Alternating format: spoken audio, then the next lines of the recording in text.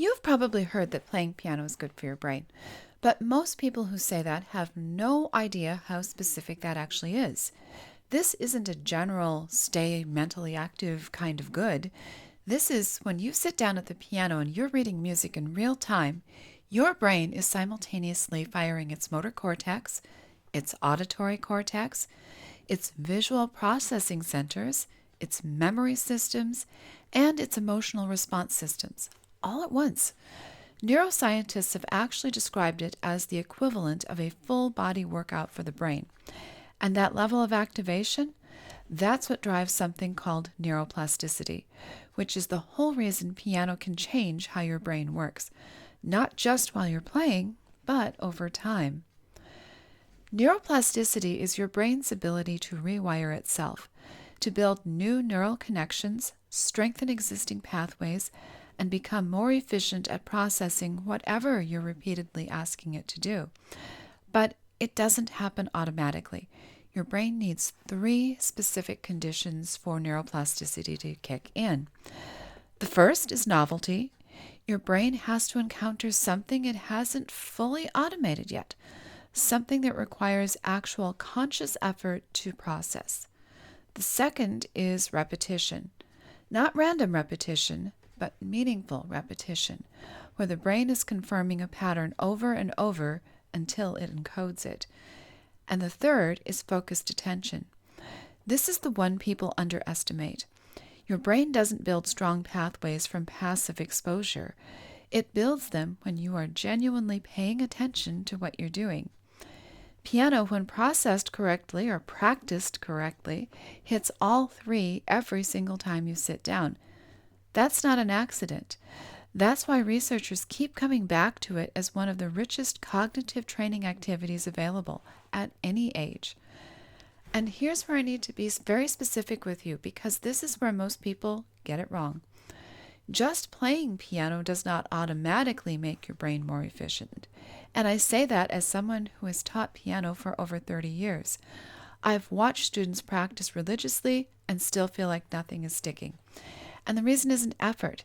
It's that what they're practicing isn't organized in a way the brain can encode cleanly. Here's what's actually happening. When you sit down to play, especially as an adult learner, your brain is trying to manage several systems at the same time. It's reading the notation, it's tracking the rhythm, it's coordinating 2 hands doing 2 totally different things, it's recognizing patterns, or trying to. It's monitoring whether what it's hearing matches what is intended. When those systems aren't working together smoothly, there's a term for what you experience. It's called cognitive friction. And cognitive friction feels very specific. Things feel slow, effortful, like the notes aren't landing where you expect them to, like you're working hard but not actually going anywhere. The problem is that when your brain is in that state of friction, you're not building efficient pathways, you're just reinforcing effortful ones. You're practicing the struggle. And that's the opposite of what neuroplasticity needs to kick in. The brain builds fast, automatic pathways through clarity, not through grinding. Slow is smooth, and smooth is fast. That principle isn't just about tempo, it's about how the brain actually encodes information. So, what does it look like when all of this is working the way it should? When the underlying mechanics of reading music are being built correctly, pitch recognition, interval reading, rhythmic stability, visual tracking, pattern recognition, each builds on the last, and as each one becomes more automatic, it then frees up mental bandwidth for that next layer.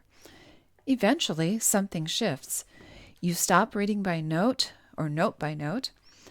You start seeing shapes, patterns, familiar musical phrases that your brain has encountered enough times that it just knows them.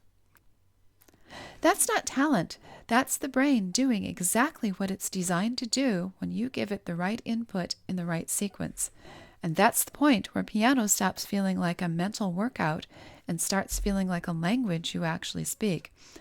And that's when it becomes genuinely powerful, not just as an instrument you're trying to learn, but as a real demonstration of what your brain can build when it's trained systematically. If you're already playing and you suspect there's friction somewhere in your reading process, that things feel harder than they should, I do a reading assessment where we can actually pinpoint what's happening. It's not a general conversation. We go through your playing specifically and identify which of the underlying mechanics are stable and which ones still have gaps. You walk away knowing exactly what to work on. You can schedule that below if that's something that sounds useful. And if you're earlier in the process, just getting started or maybe coming back to piano after a long gap, I have a free course at pianoplayingmadesimple.com, which is also down below, that walks you through how to build this the right way from the beginning. The goal isn't to practice more, it's to practice in a way that your brain can actually use. Now, if you want to understand why cognitive friction happens in the first place, why some players keep hitting the same wall no matter how much they practice, I break that down in detail in this video, and I'll see you there.